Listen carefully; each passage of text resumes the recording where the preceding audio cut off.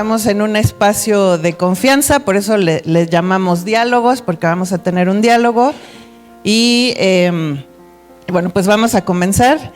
Les voy a presentar a Miguel Ángel Nava Arredondo. Es licenciado en Psicología con certificaciones en modelos de intervención basados en evidencia como Denver, ABA, Pearce, PECS, además de formación en baterías diagnósticas especializadas como A2, ADI-R y CRIDI. Es director general de la Clínica Integral Authentic, dedicada a la atención interdisciplinaria de personas con condiciones del neurodesarrollo y de salud mental.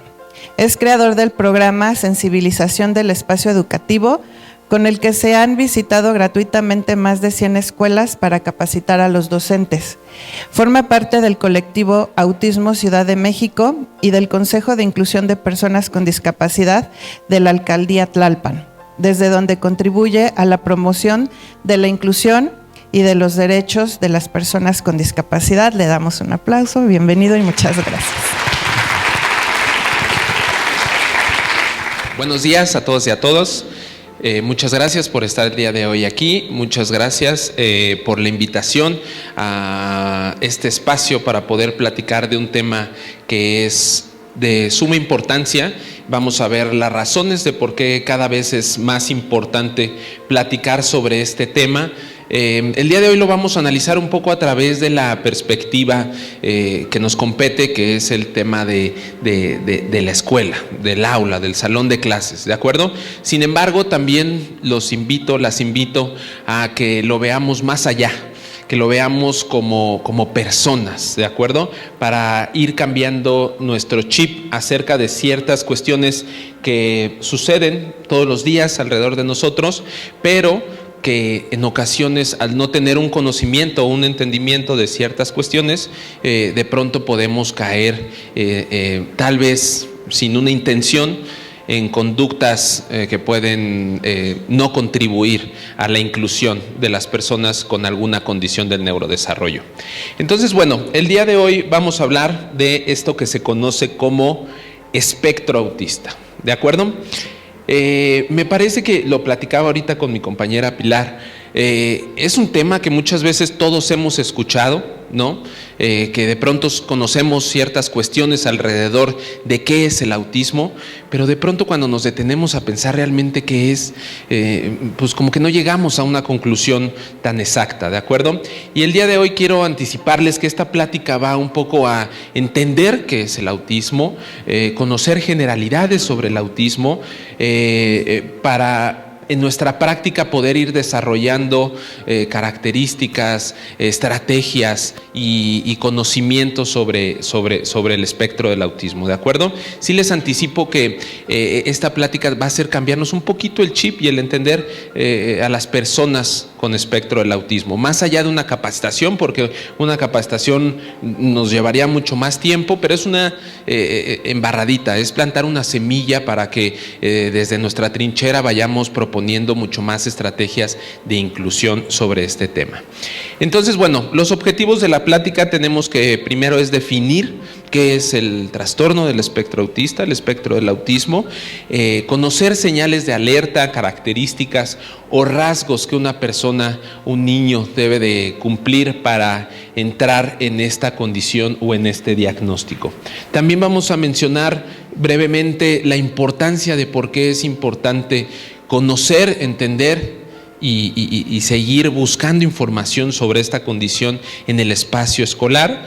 Y bueno, vamos a resolver dudas y, como les decía, generar conciencia, cambiar el chip, ¿de acuerdo? Eso es lo que busco el día de hoy, que cambiemos un poquito el chip del entendimiento sobre el espectro del autismo. Entonces, bueno, pues me gustaría empezar. ¿Qué es el trastorno del espectro autista? ¿Qué es el autismo? Y les anticipo que voy a necesitar de su participación para hacer esto mucho más interactivo. Entonces me gustaría que voluntariamente alguien me dijera, dentro de su conocimiento, dentro de su experiencia, ¿qué es el autismo para ustedes? Siempre que doy una plática en las escuelas y nadie participa, les digo, acuérdense cómo se siente cuando les decimos a nuestros alumnos, ¿quién quiere participar? Y todos, de este lado, perfecto, muy bien. por favor. No me ha quedado así muy claro siempre, pero creo que es una condición de una neurodivergencia, una condición pues distinta a esa normalidad entre comillas que hay, ¿no?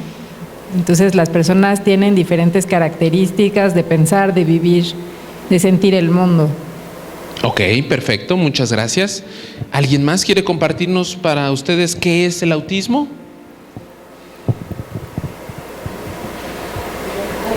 De este lado, por favor. Pues una forma diferente de percibir y de ver el mundo. Ok, perfecto, muchas gracias. Excelente. Entonces, bueno, pues si se dan cuenta, coinciden un poco en diferencia, ¿no? O sea, la palabra que nuestras dos compañeras utilizaron fue algo diferente, ¿no? De percibir también, ¿no? Se utilizó esa palabra. Y entonces, claro, entendemos que en el autismo hay algo diferente, pero ¿qué es? ¿No? Porque decimos, bueno, se ve tal vez así, o una persona con autismo puede ser así. Pero realmente, ¿qué es el autismo? ¿Por qué sucede? ¿De dónde viene? Y bueno, para hablar de lo que es, primero me gusta hablar de lo que no es. Porque la realidad es que muchas veces, pues nuestro cerebro va encontrando conclusiones, ¿me explico? Y si muchos de ustedes a lo mejor no quisieron participar ahorita es porque dijeron, híjole, ¿qué tal que lo que pienso o lo que yo sé, pues tal vez no es? ¿Me explico? Y eso es importante, ¿de acuerdo? Lo importante aquí no es volvernos expertos en autismo, sino hacer entre todos, ir creando un concepto y entendimiento de lo que es el autismo. Entonces, hay muchos mitos sobre lo que es el espectro del autismo.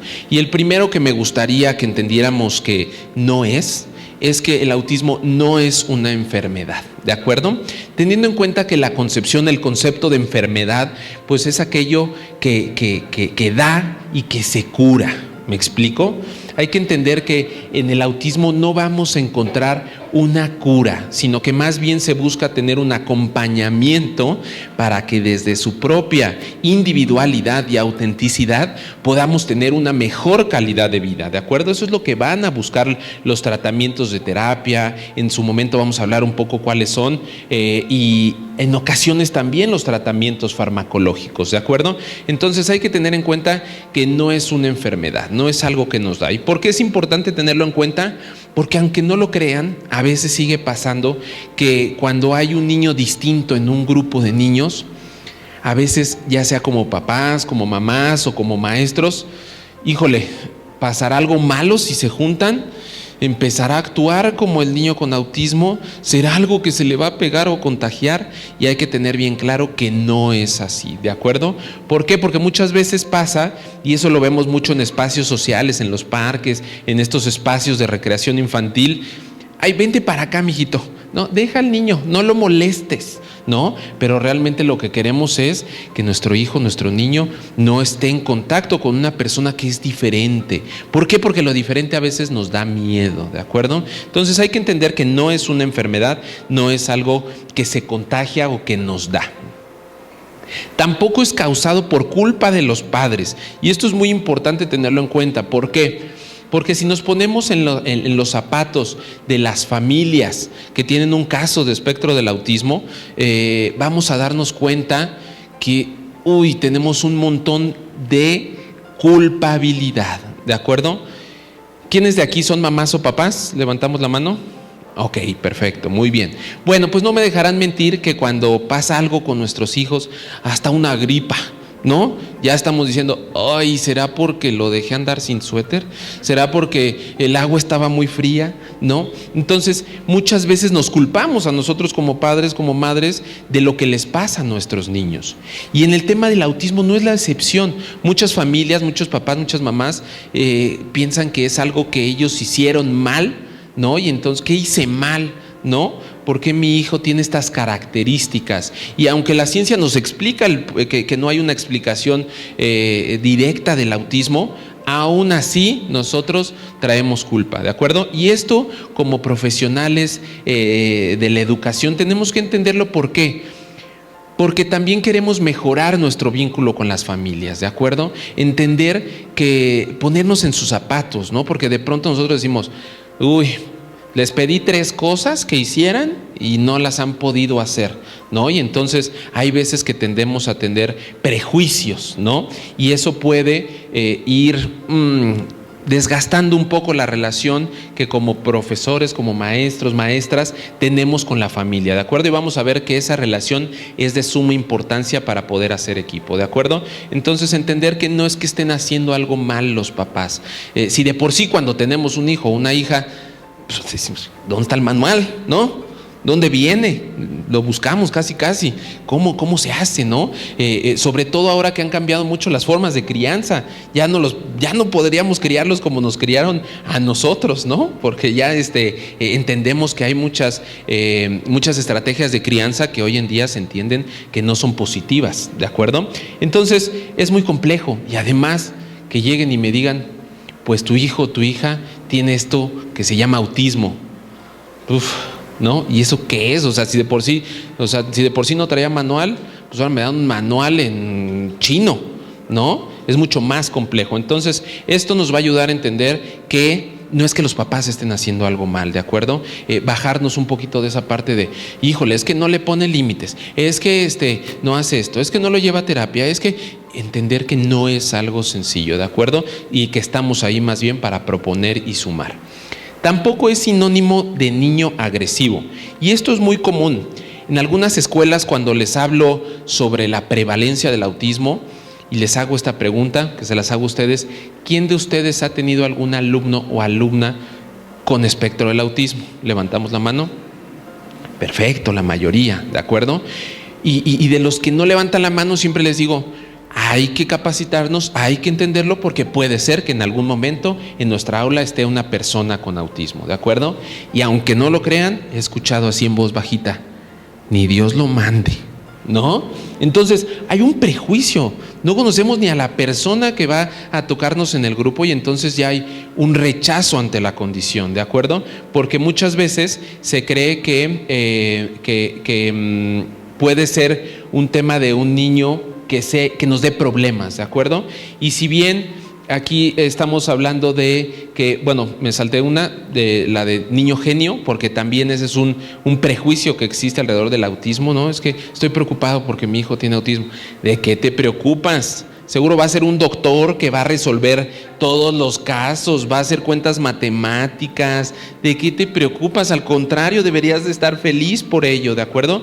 Porque tenemos un prejuicio de que un niño con autismo se ve como de good doctor, ¿no? Y entonces, pues como es lo que conocemos de autismo, pues entonces creemos que todas las personas con autismo van a ser así, ¿de acuerdo? Y es un prejuicio que genera expectativas y las expectativas pueden entorpecer nuestro proceso, ¿de acuerdo? Entonces es por eso importante, si bien hay una pequeña cantidad de población dentro del espectro autista que tiene altas capacidades, es el mismo porcentaje que en la población sin diagnóstico de autismo, ¿de acuerdo? Entonces no es que haya una relación entre el autismo y las altas capacidades, sino que muchas veces de algo que hablaremos, que son los intereses profundos, de pronto vemos que pues en los dinosaurios se sabe de qué época son, en qué año murieron, el nombre científico, ¿de acuerdo? Entonces eso a veces nos hace que tengamos un conocimiento más amplio sobre un tema. Entonces no es sinónimo de niño genio, tampoco es algo poco frecuente. Ahorita vamos a hablar de las tasas de prevalencia que existen aquí en México y en otros países, pero nos vamos a dar cuenta de que cada vez vamos a ver más casos de autismo, ¿de acuerdo? Y las razones son multifactoriales, analizaremos algunas de ellas, pero tenemos que entender que no es algo poco frecuente, es mucho más frecuente. La mayoría de este espacio levantó la mano de que han estado en contacto, ya sea en el aula o de manera personal, con una persona con espectro autista. Tampoco es causado por las vacunas. Y esto, pues bueno, es algo que no sé si en las noticias hayan visto las últimas declaraciones de Trump, ¿no? Diciendo que el Tylenol, consumirlo o ingerirlo en el embarazo daba autismo, ¿no?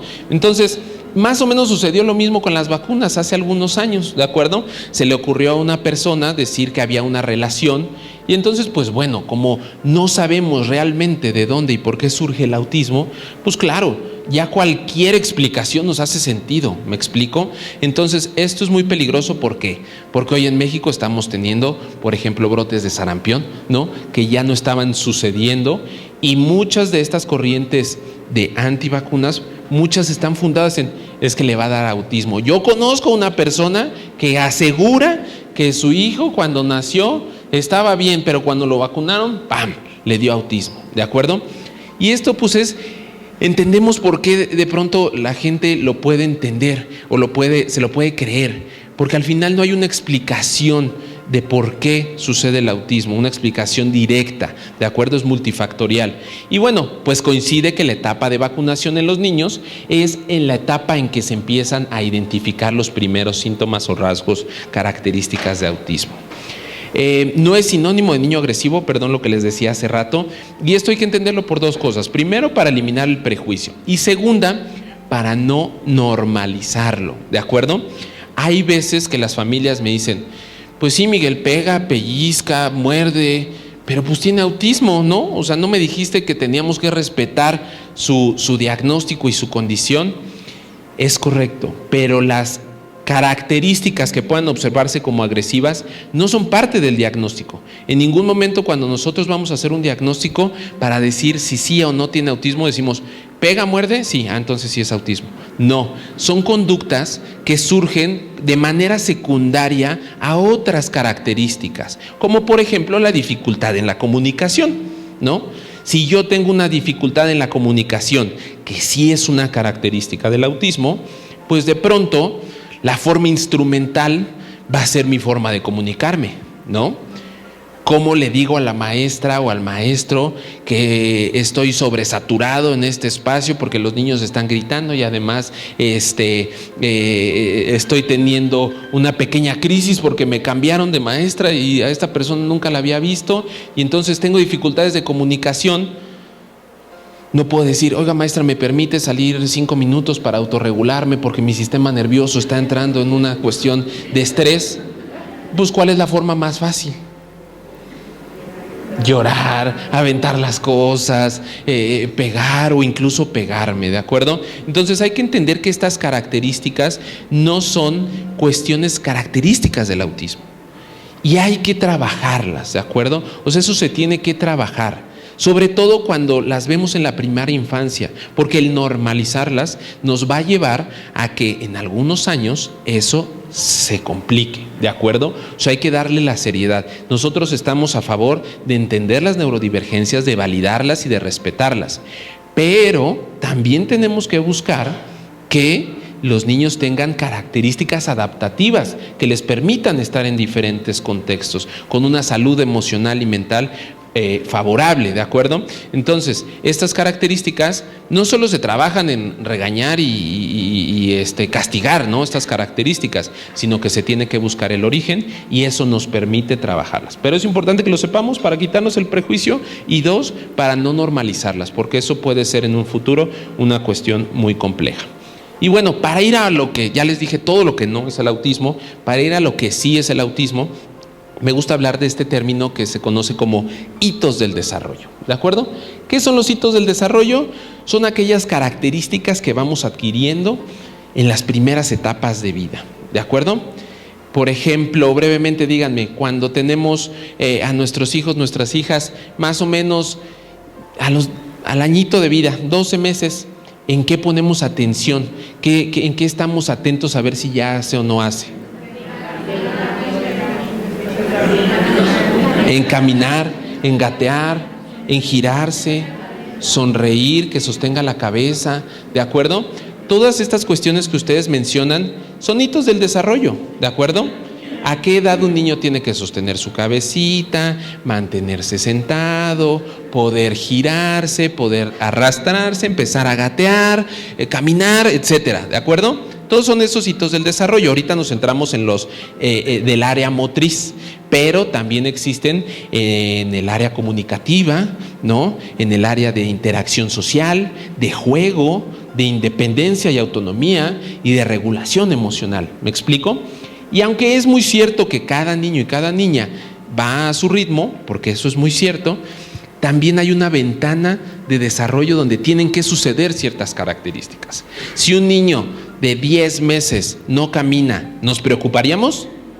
No, diríamos, pues 10 meses, pues todavía no está en tiempo, ¿no? Pero ¿qué pasa si tiene 5 años y no camina? ¿Nos preocupamos? Claro que sí, ¿verdad?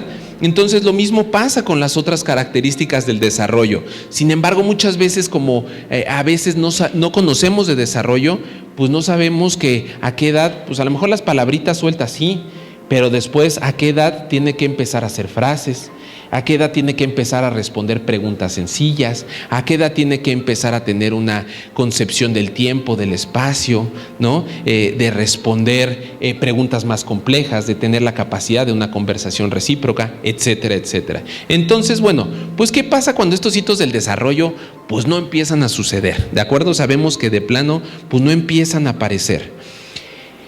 Pues ahí tenemos dos opciones. Un problema en el desarrollo, que es muy común, ¿no? No todos caminamos al mismo tiempo, no todos hablamos al mismo tiempo, algunos nos atoramos en algunas áreas, pero haciendo estrategias, viendo por ahí un video de estimulación temprana, oyendo estimulación temprana o con terapia, de pronto compensamos y el desarrollo empieza a fluir. Y la otra opción es que tengamos algún diagnóstico del neurodesarrollo, que se conocen como trastornos del neurodesarrollo, donde está el trastorno por déficit de atención, los trastornos del lenguaje, los trastornos motores, la discapacidad intelectual y el espectro del autismo. El día de hoy vamos a hablar del espectro del autismo. Entonces, ¿qué sí es el trastorno del espectro autista? Es una condición del neurodesarrollo. ¿Por qué de neurodesarrollo? Porque sucede en las primeras etapas de vida, ¿de acuerdo? A nosotros como adultos no nos puede dar autismo, ¿de acuerdo? Si lo tenemos, lo hemos tenido desde siempre, ¿de acuerdo? Hay veces que sucede que lo empezamos a notar en etapas más avanzadas, pero esto sucede porque las demandas del contexto probablemente antes no eran suficientes como para que se vieran mis dificultades, ¿de acuerdo? Por ejemplo, a los 3, 4 añitos, ¿cómo nos hacemos amigos de otros niños? Jugando, nos perseguimos y ya somos amigos, ¿no? Y entonces, ay mamá, hice mi amigo. Y, ¿cómo se llama? Pues no sé, pero es mi amigo, ¿no? Entonces ya somos amigos. Pero ¿qué pasa? A los 10 años, a los 12 años, a los 13 años, pues para hacernos amigos requiere diferentes procesos, ¿no?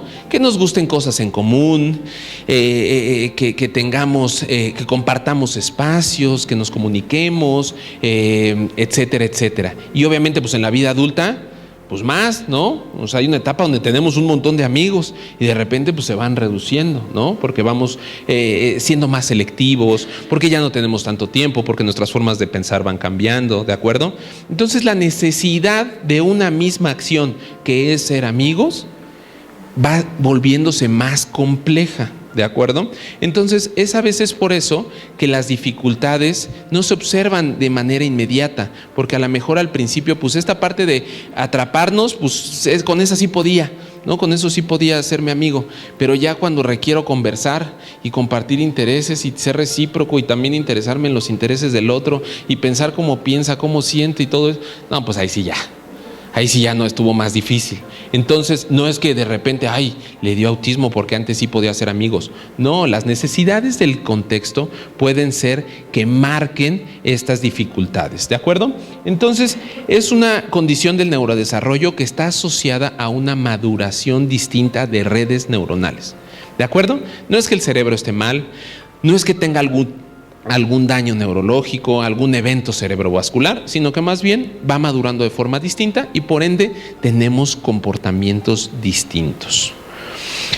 Y bueno, ¿qué características tiene que tener una persona para poder tener un diagnóstico o ser clasificado dentro de la condición del autismo? Una de las áreas es dificultades en la comunicación social. Quitando el lenguaje, quitando el habla, díganme una habilidad de comunicación social que se les ocurra. Sonreír, ok, otra por ahí. Empatizar, expresar emociones, el contacto visual, ¿de acuerdo? Hay muchas habilidades que nosotros utilizamos en el día a día, como el contacto visual. Qué importante es el contacto visual. El contacto visual nos puede generar emociones, pensamientos, entendimientos, ¿de acuerdo?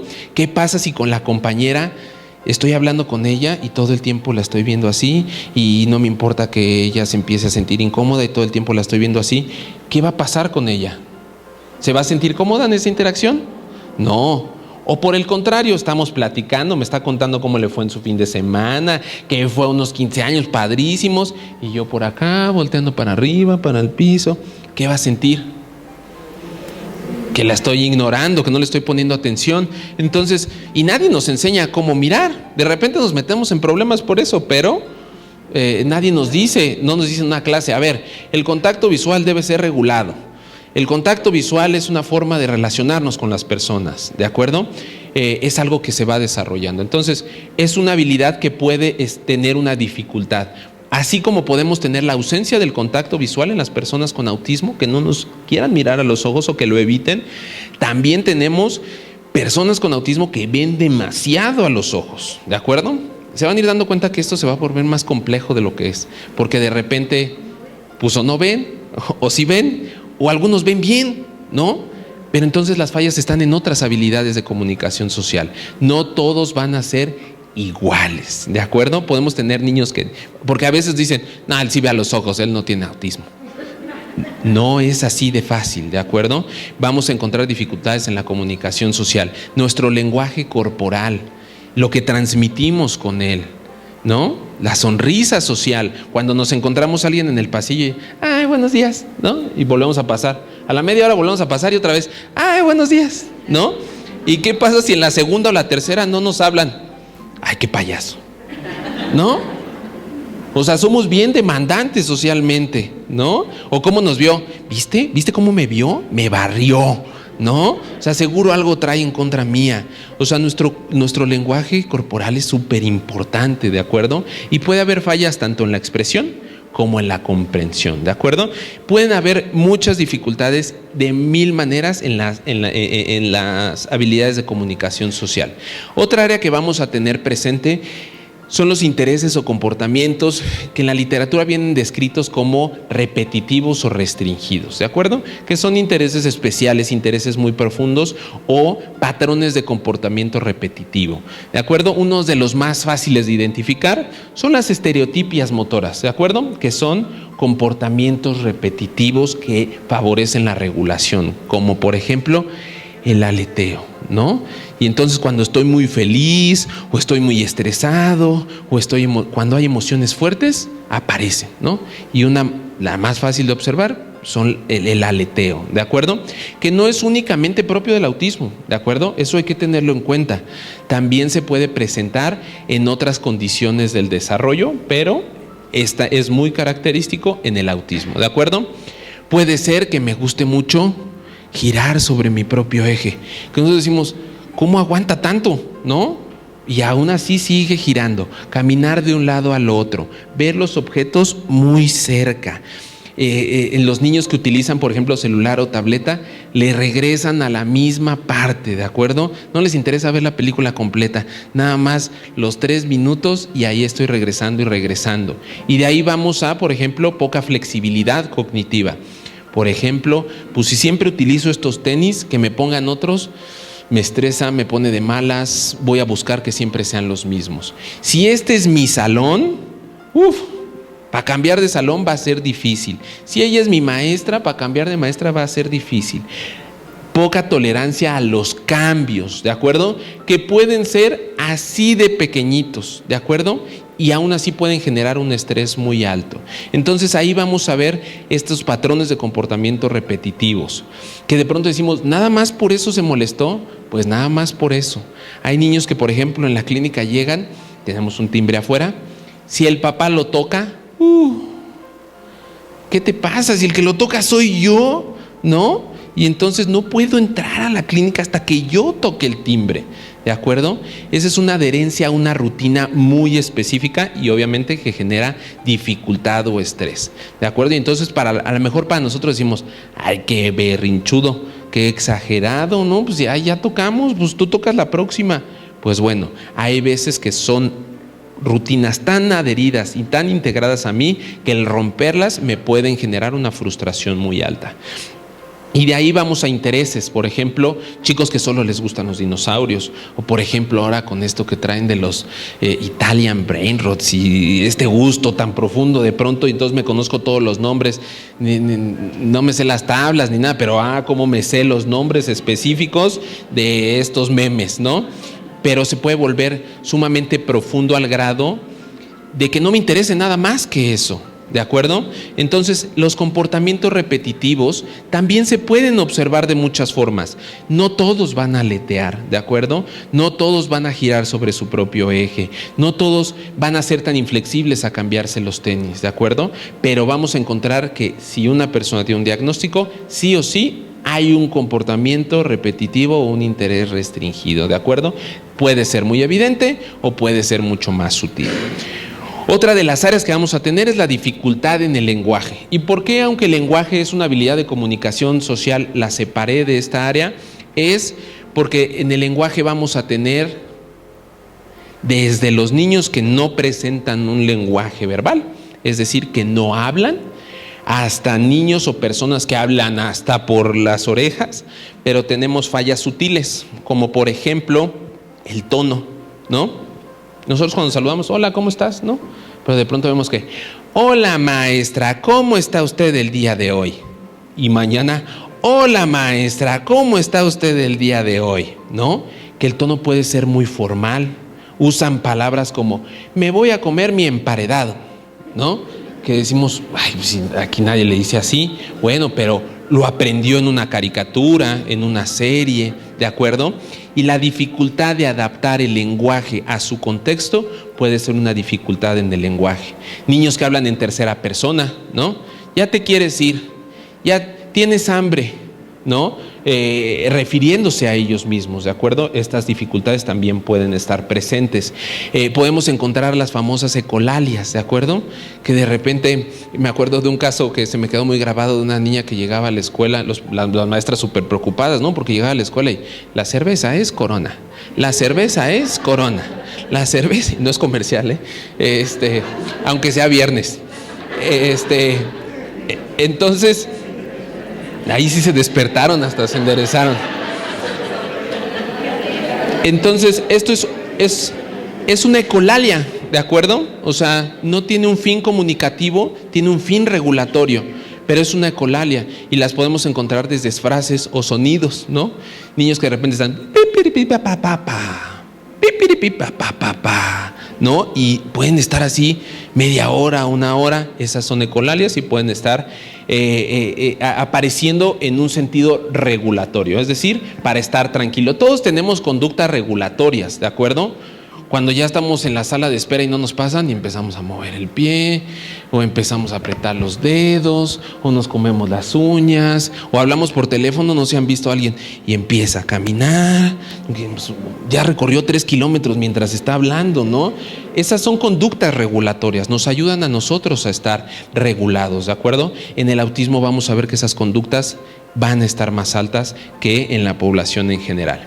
Y bueno, un tema que es fundamental, que son las alteraciones de tipo sensorial, que por lo general son nuestro coco en espacios escolares, ¿de acuerdo? ¿Por qué? Porque puedo tener hiper o hiposensibilidades sensoriales. Hipersensibilidades, ¿qué pasa? Escucho el timbre, ¿no? Y me estresa, me molesta.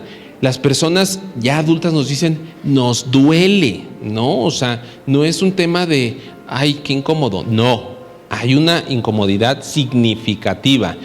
Y pueden ser hiper o hiposensibles, porque de pronto decimos, a ver, ¿cómo el timbre del recreo pues lo superestresa, pero la canción de Pau Patrol a todo volumen, ¿no? Porque muchas veces tiene que ver con la cualidad del estímulo. Por ejemplo, no sé si recuerdan mucho con las pizarras de Gis, ¿no? Que es una... que no era muy fuerte, pero nos lastimaba, genuinamente nos lastimaba. Y siempre había uno que decía, a mí no me molesta, ¿no? Siempre había una persona que decía, pues no me molesta, está bien, se integra de manera diferente el estímulo, ¿de acuerdo? Entonces hay que comprenderlo así, no solamente el volumen, no es que escuchen de más, no es que puedan escuchar lo que está a 3 cuadras, ¿de acuerdo? Sino es la integración de cómo mi cerebro entiende el estímulo. Y esto puede pasar en temas auditivos, en temas visuales, en temas olfativos, gustativos, temas del tacto, en temas vestibulares que tienen que ver con el movimiento, propioceptivos que tienen que ver con la presión, interoceptivos que es de adentro. Hay niños que, por ejemplo, la sensación de el hambre no la tienen registrada. Hay que estarles recordando porque el hambre pues es una sensación que viene de adentro. ¿Me explico? Si tengo una hiposensibilidad en eso, pues puede ser que no la sienta o no la registre igual. O personas que solamente sienten que les anda pipí hasta que ya se están haciendo porque no hay un registro de igual forma o regulado que me dé la información completa. ¿Y por qué les digo que es el coco de nuestros espacios escolares? Porque al final está lleno de estímulos. Los salones están llenos de estímulos visuales, ¿no? Tenemos el abecedario, digo, no sé cómo esté aquí, no conozco las aulas de aquí, pero muchas veces pues, está el abecedario, está el póster de no sé qué, los trabajos que hicieron, las luces, ¿no? Las luces pueden molestarme incluso si son blancas, si son amarillas, si están muy fuertes, si están muy bajas, ¿de acuerdo? El tema del ruido, no podemos controlar que los niños hablen o no hablen, ¿de acuerdo? Entonces, todas estas características muchas veces nos causan disfunción en los espacios grupales y pueden estar aumentadas o disminuidas. Es decir, puede ser que haya niños que les incomode que los toquen, que les choque que los toquen, ¿no? Ni un abrazo, ni un beso, ni nada. Y hay otros que les encanta que los toquen, al contrario, todo el tiempo están buscando el estímulo, ¿de acuerdo? Y lo que les quiero decir en esto es que, acuérdense, no todos van a ser iguales. O sea, no porque, no le molestan los ruidos, entonces no tiene autismo, ¿no? No. Puede ser solamente una de estas características que les estoy diciendo. Y bueno, además de eso, vamos a tener los déficits cognitivos, ¿de acuerdo? Alrededor del 40 al 60% de las personas autistas tienen una discapacidad intelectual acompañante, ¿de acuerdo? ¿Y esto por qué lo tenemos que saber? Pues porque claro que va a marcar una diferencia en su forma de aprendizaje y en las expectativas y objetivos que tengamos en el aula, ¿de acuerdo? Si tenemos una discapacidad intelectual acompañante, pues por supuesto que va a ser mucho más complicado que aprendan ciertas cuestiones. Y más o menos la mitad de la población autista va a tener una discapacidad intelectual. Su capacidad cognitiva va a estar por abajo, ¿de acuerdo? Recuerden que en estas áreas que les di no está nada de lo cognitivo, ¿de acuerdo? No se habla de lo cognitivo para hacer un diagnóstico, más bien conocemos lo cognitivo para saber si hay una discapacidad intelectual o no, pero no forma parte del autismo, ¿de acuerdo? Por eso es que vamos a encontrar de repente chicos que necesitan un montón de apoyo para hacer algunas actividades y otros que son muy independientes. Muchas veces es si hay o no hay una deficiencia cognitiva, una discapacidad intelectual. Y bueno, vamos a tener comorbilidades médicas, ¿no? Para que se vuelva un poco más complejo. Muchos de nuestros niños van a tener problemas gastrointestinales, estreñimiento, inflamación, intolerancia, alergias, ¿de acuerdo? Que también modifican el comportamiento. Ahora sí no van a levantar la mano, pero los que tengan estreñimiento alguna vez o hayan tenido, ¿cómo estamos de ánimo? ¿No? Después de ya varios días sin poder ir al baño, ¿no? Andamos insoportables, andamos de malas, nuestras emociones fluctúan mucho, ¿de acuerdo? El estómago, claro que nos va a modificar el comportamiento. Entonces, de repente, pues, me cuentan en las escuelas, es que hoy Pedrito vino insoportable, no pudimos, hicimos todas las estrategias, todo, y cuando empezamos a investigar, lleva 4 días sin ir al baño.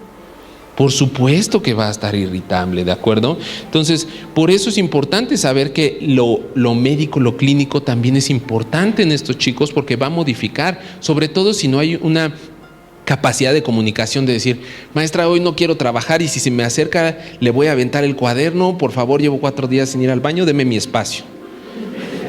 Si no hay esa capacidad de expresarlo así, pues es más, ni nosotros como adultos lo expresamos así, ¿verdad? Entonces, por supuesto que vamos a encontrar conductas disruptivas en el aula. Entonces, las comorbilidades médicas son importantes. También vamos a encontrar muchos problemas del sueño, También, cuando no dormimos bien, ¿cómo estamos? ¿Me explico? Hay muchos niños que de repente sin saberlo llegan al aula y durmieron 3 horas. Entonces, ahí hay que favorecer la comunicación con la familia. Hay veces que la familia ni se da cuenta, los papás durmieron re bien y el niño estuvo todo activo toda la noche. Entonces, por supuesto, su desempeño en el salón escolar va a ser deficiente, ¿de acuerdo? Y es muy común los problemas del sueño en el neurodesarrollo. Vamos a tener comorbilidades como el TDAH, porque a veces me dicen, bueno, ¿es autismo o es TDAH? Bueno, pues pueden ser las dos.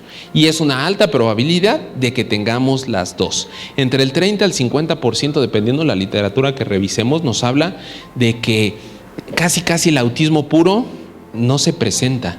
Por lo general tenemos problemas atencionales, problemas de ansiedad y sobre todo en etapas adolescentes y vida adulta, también depresión, ¿de acuerdo? Entonces, hay que identificarlo porque no solamente es, pues tiene autismo y ya, sino que hay que conocer qué otras condiciones pueden estar involucradas. Y la tasa es bastante alta, ¿de acuerdo? O sea, la mitad de los niños van a tener alguna otra condición además del autismo. Y bueno, brevemente vamos a revisar las características que por lo general son los principales motivos de consulta o lo que principalmente observamos tanto nosotros como padres o como profesionales del aula. Al hablarle por su nombre no atiende. Juanito, Juanito, Juanito. Y no voltea, no porque esté más concentrado en otra cosa, sino porque todavía no hay un entendimiento de la relación de su nombre con volverlo algo personal. Prefiere estar solo, ¿no? Es muy evidente, aunque nosotros lo busquemos, se aísla, se va al fondo del salón, come solito, le cuesta trabajo estar en grupo, aunque a veces sí quiera participar. A veces las dificultades sociales hacen que terminen aislándose, no porque no quieran, sino porque a veces no puedo, ¿no?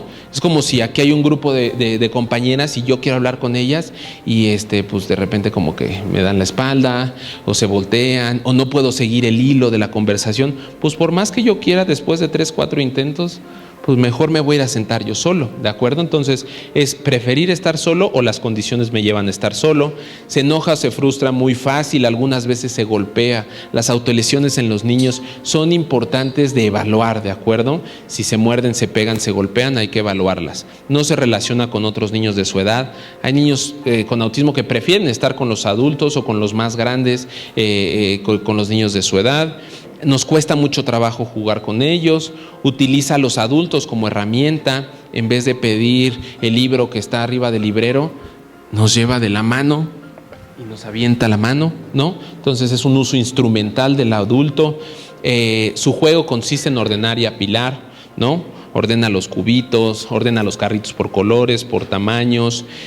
No habla poco, habla en tercera persona, las dificultades de la cuestión verbal que ya les mencionaba. Presenta movimientos repetitivos, ¿de acuerdo? Es una característica de las que suelen ser como principal dato de alarma.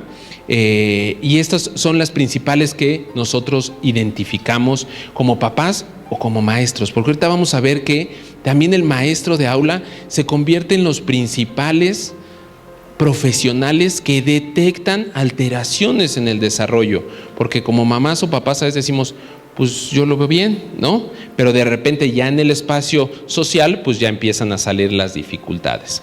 Y bueno, vamos a revisar brevemente esta diapositiva que tiene que ver con la duda de, ¿es autismo? ¿Es Asperger? ¿Es espectro del autismo? ¿Cuál es la diferencia?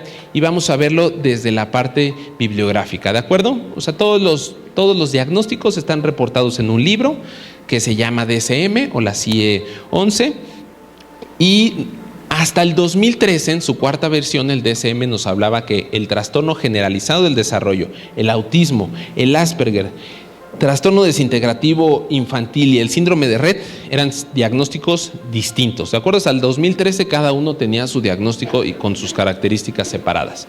¿Qué pasa? A partir de la investigación se dan cuenta que las características que tienen estos diagnósticos son las mismas áreas implicadas y entonces en la quinta versión tenemos que nos proponen el término espectro del autismo, donde integra el trastorno generalizado del desarrollo, el autismo, el Asperger y el desintegrativo infantil. El síndrome de Rett salió de los trastornos del neurodesarrollo porque se identificaron cuestiones genéticas, entonces se volvió parte de diagnósticos genéticos. Entonces, esta es la respuesta. Es un tema de terminología, ¿de acuerdo? O sea, si tiene Asperger, forma parte del espectro del autismo. Si tiene autismo, forma parte del espectro del autismo, ¿de acuerdo? Entonces, eso nos va a ayudar a entender que de todas formas están estas características. A veces por temas sociales preferimos decir Asperger, o las familias, no, mira, no tiene autismo, tiene Asperger, ¿no? Porque a veces socialmente, pues, como que se escucha un poquito más suave, ¿no? Pero la realidad es que están las características. Nosotros no nos vamos a pelear con cómo, si es autismo, espectro del autismo, nos va a ayudar a nosotros a entenderlo. En las prácticas y las guías clínicas, un diagnóstico actualizado se tiene que dar como espectro del autismo. O sea, en las guías prácticas nosotros ya no podemos dar diagnósticos de Asperger, ¿de acuerdo? Aunque forma parte de la clasificación diagnóstica de los manuales anteriores, ¿de acuerdo? Y hoy en día el espectro del autismo se clasifica en niveles. Entonces tenemos niveles de apoyo.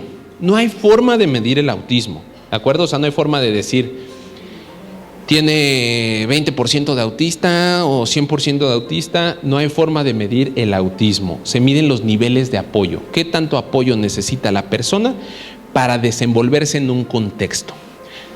Y también es bien subjetivo, porque de repente las guías nos dicen nivel 1, poco apoyo, nivel 2, mucho apoyo, y nivel 3, mucho apoyo. Y entonces, pues, ¿qué es poco, qué es mucho y qué es intermedio, ¿no? Pero ahí está la clave de el nivel, no es si es más severo o más leve, ¿de acuerdo? Porque esto también puede desvalidar otros casos. Por ejemplo, ¿ustedes qué dirían que, hipotéticamente, un caso de una persona de 25 años que está estudiando una licenciatura, que se comunica, que tiene forma de comunicarse de manera verbal, se va sola a la escuela, ¿no? Y otro caso de un chico de 25 años que no habla, que necesitan que lo bañen, que necesitan darle de comer, que incluso a veces tiene accidentes en el control de esfínteres. Pues, ¿qué dirían? ¿Cuál es el severo y cuál es el leve? Es hipotéticamente, ¿eh? El que requiere más apoyo lo clasificaríamos como severo, ¿no? Que decimos, bueno, pues es que pues el otro está estudiando, se va solo a la escuela, ¿no?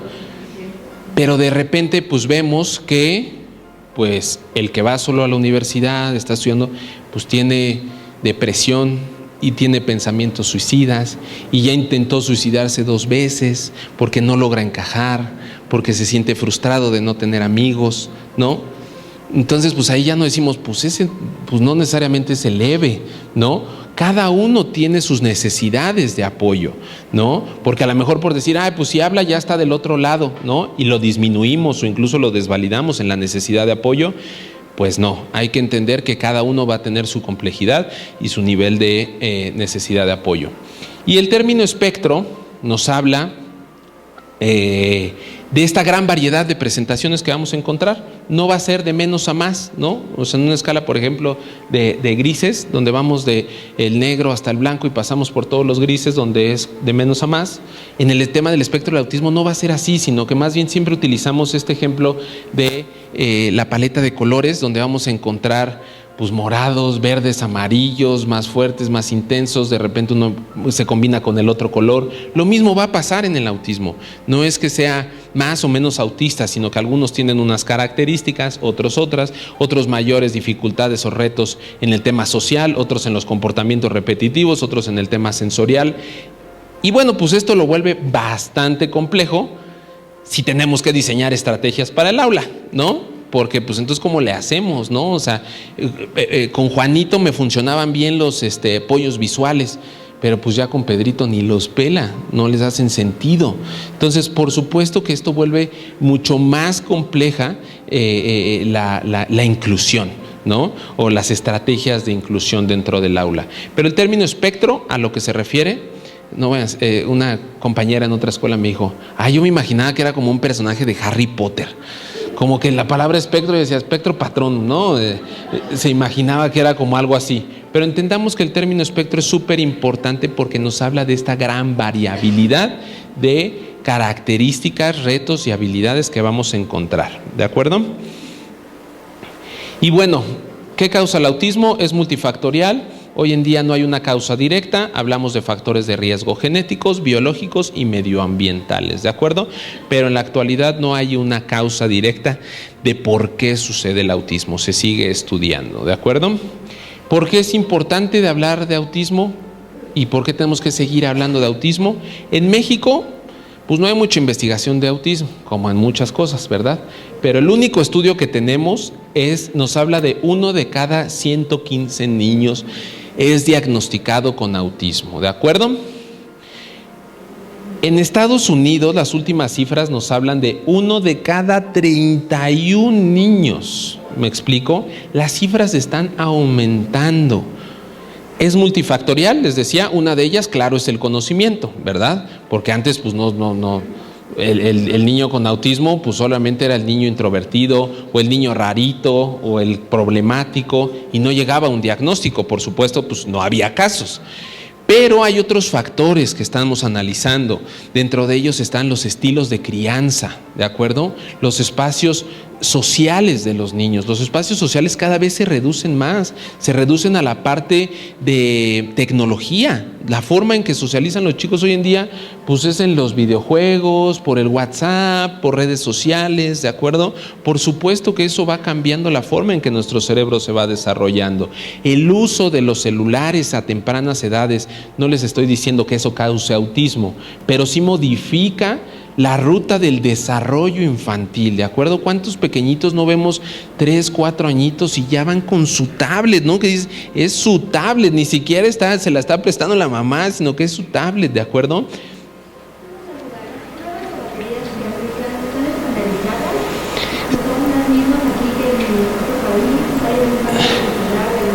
Sí, ahorita vamos a hablar de cómo se hace el diagnóstico, pero sí, son pruebas estandarizadas, ¿no? Entonces, regresando un poquito a los factores, es multifactorial, pero cada vez hay más casos y es por eso que tenemos que seguir hablando de autismo. Existe una ley que protege a las personas dentro del espectro del autismo, pero esto lo pongo para que se den cuenta más o menos desde qué año estamos hablando de los derechos y la inclusión de las personas con autismo. El autismo ha existido desde siempre. Pero miren, desde el 2015 es cuando nos dieron una ley y como muchas leyes, pues obviamente no cumple todo lo que propone, ¿no? Que es buscar la inclusión de manera equitativa, de educación, de salud, de trabajo y por supuesto que estamos todavía muy lejos de lograr eso, ¿de acuerdo? Pero hay una ley que protege a las personas dentro del espectro del autismo. Hay una campaña que se hace el 2 de abril, es el Día Mundial de la Concientización del Autismo. Por lo general se habla en diferentes foros, diferentes espacios, se hacen más publicaciones, pero desafortunadamente pasa abril y dejamos de hablar de autismo. La verdad es que me da gusto estar aquí hablando en septiembre, ¿no?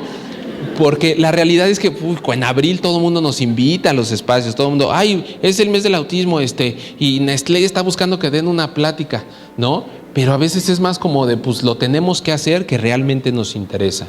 Entonces, hay que seguir hablando del autismo porque el autismo no escoge un mes, un día del año para hablar de ello, ¿de acuerdo?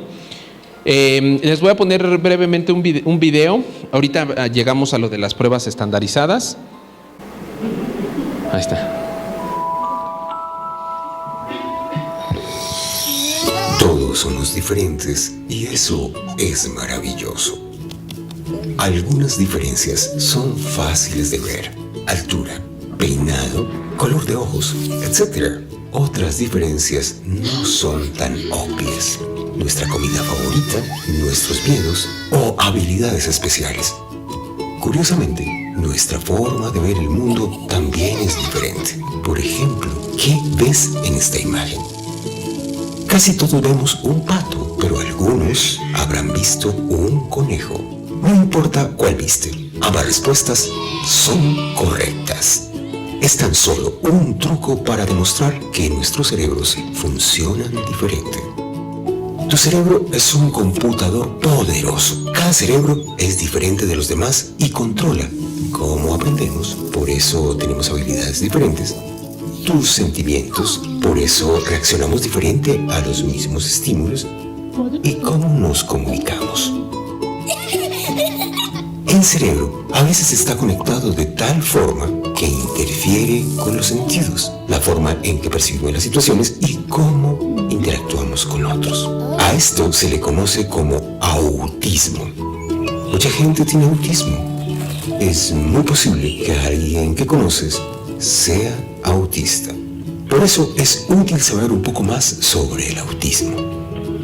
Frecuentemente, el autismo crea en el cerebro conexiones especiales que facilitan tareas que para la mayoría nos pueden parecer difíciles. Por ejemplo, matemáticas, dibujo o música. Pero esas conexiones a veces tienen el efecto opuesto y actividades que son fáciles para nosotros, para ellos son increíblemente difíciles, como hacer amigos. Nuestros sentidos constantemente envían información al cerebro sobre las cosas y las personas que nos rodean. Sin embargo, cuando el cerebro y sus sentidos no se comunican bien, el cerebro se sobrecarga y se confunde, afectando cómo se ve el mundo exterior. Imagínate que estás caminando por esta calle. Ahora, así es como alguien con autismo podría percibir la misma caminata. Aterrador, ¿verdad? Tristemente, en muchos casos, la persona no puede expresar cómo se siente. Y aunque por fuera parece estar bien, por dentro hay una maraña de información envolviéndolos de ansiedad, incapaces de pedir ayuda. Sin darnos cuenta, todos desarrollamos métodos para calmarnos durante situaciones difíciles. Nos abrazamos, nos mordemos las uñas, jugamos con las manos, apretamos los labios, etc. De la misma forma, las personas con autismo se comportan de formas que les ayuden en momentos de ansiedad. Estos comportamientos pueden parecer extraños, pero son simplemente su manera de protegerse y son indicación de que algo no está bien. Lo mejor que podemos hacer es no empeorar su situación, enojándonos, ignorándolos o burlándonos. Recuerda, solo porque un juego de Xbox no funciona en un PlayStation, no significa que el PlayStation está roto. Las personas con autismo necesitan amigos dispuestos a tomarse el tiempo de conocerlos. Con comunicación y mucha paciencia, todos nos podemos beneficiar. El autismo no es una enfermedad, es simplemente una forma única de ver el mundo. Y con nuestra ayuda es posible que ellos compartan esa visión con nosotros. El autismo hace que sucedan cosas asombrosas.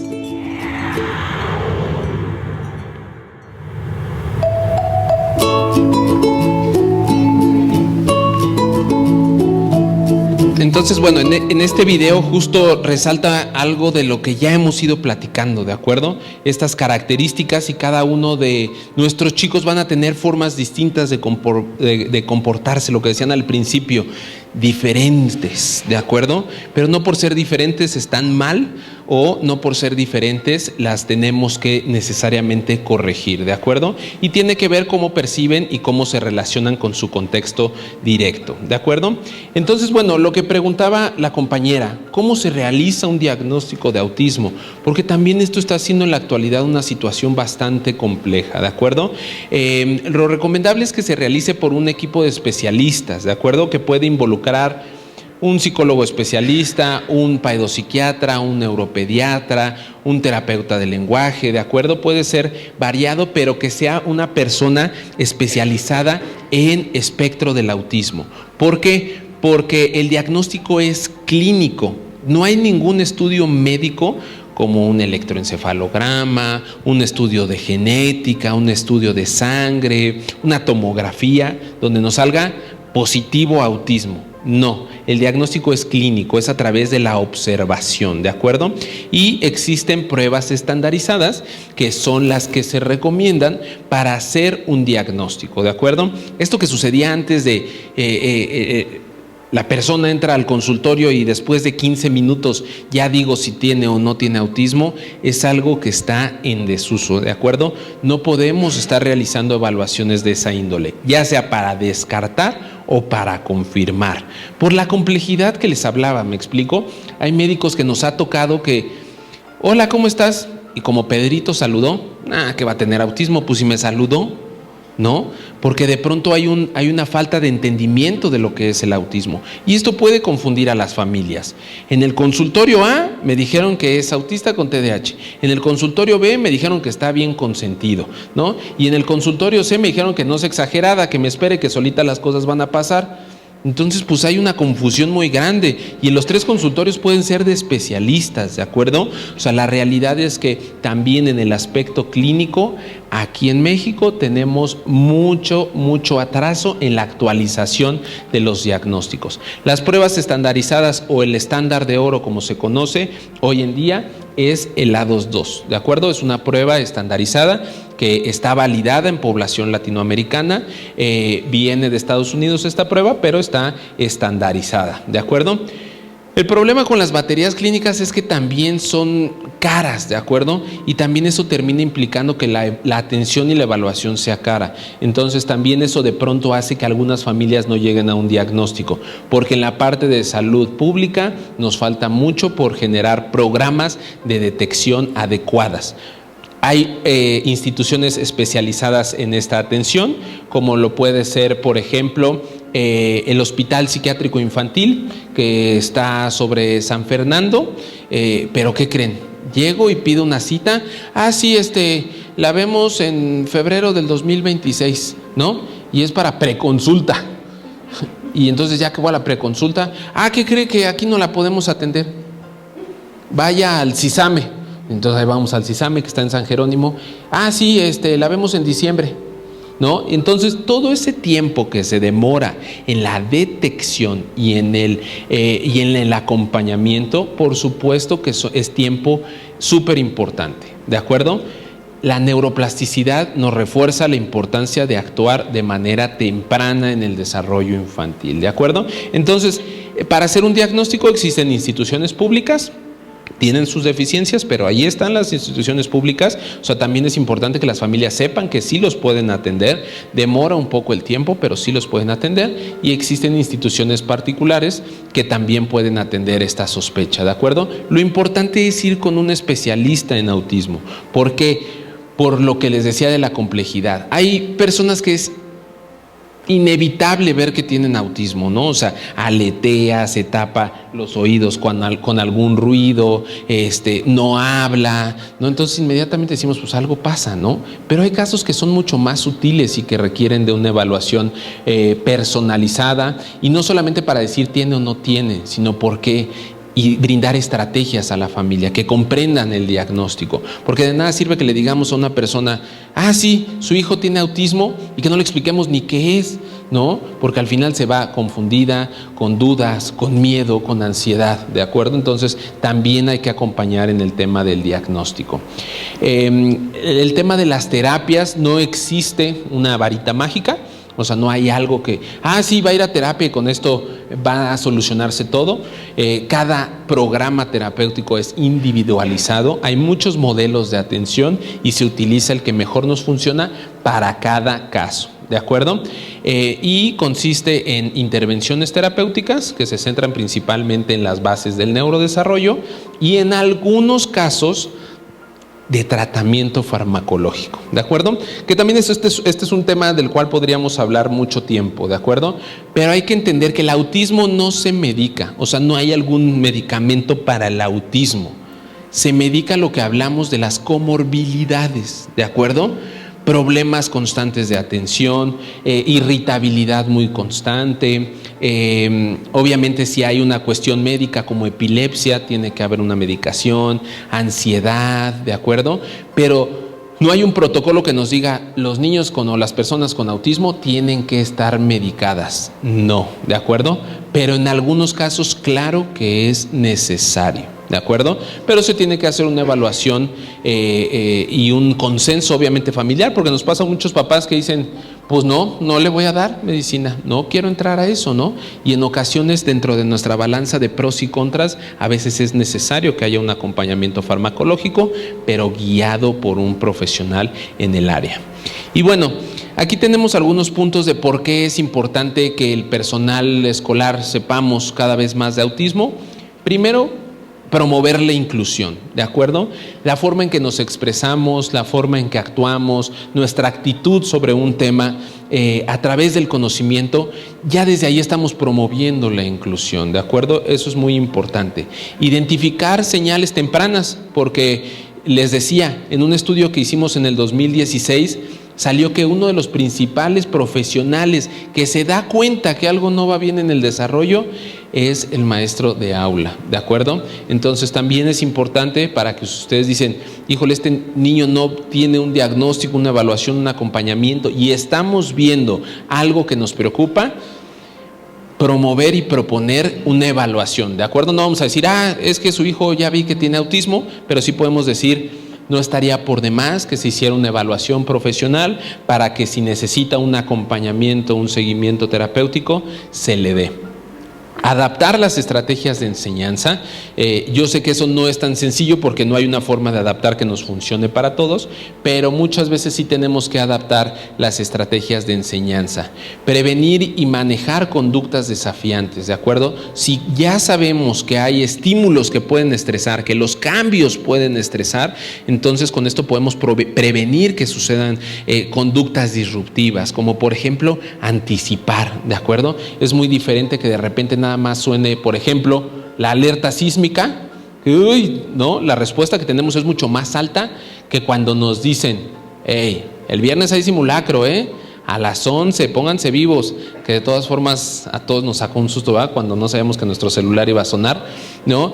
Pero el anticiparnos a los cambios, a las situaciones, ayuda a poder enfrentar cosas que son amenazantes para mí, ¿de acuerdo? El simple hecho a veces de avisar de, oye Pedrito, ya va a sonar la campana para ir al recreo, o ya casi vamos a tener que guardar ese juguete, o el anticipar puede ayudar, es una estrategia que puede favorecer, es una de muchas, pero a lo que voy es que si conocemos y entendemos esto, podemos generar nuestras propias estrategias. Esa es la importancia de yo quererles explicar qué es el autismo, para que a partir de eso digan, claro, pues ya me dijeron que los cambios les pueden estresar, entonces pues trataré de tener una rutina estructurada, los menos cambios posibles, y para los cambios que tengan que estar, pues los avisaré con anticipación para que la persona esté preparada, ¿de acuerdo? Entonces esa es la intención de explicarles cómo funciona el tema del espectro del autismo, y obviamente favorecer la autonomía del alumno. También eso es importante porque luego nos dicen, tiene autismo y terminamos ayudando más de lo que deberíamos, ¿de acuerdo? A veces por miedo. De repente, no sé, me ha pasado en algunos preescolares que he ido, que a todos los niños sacan solitos su lunch, ¿no? Solitos su lunch y todo eso.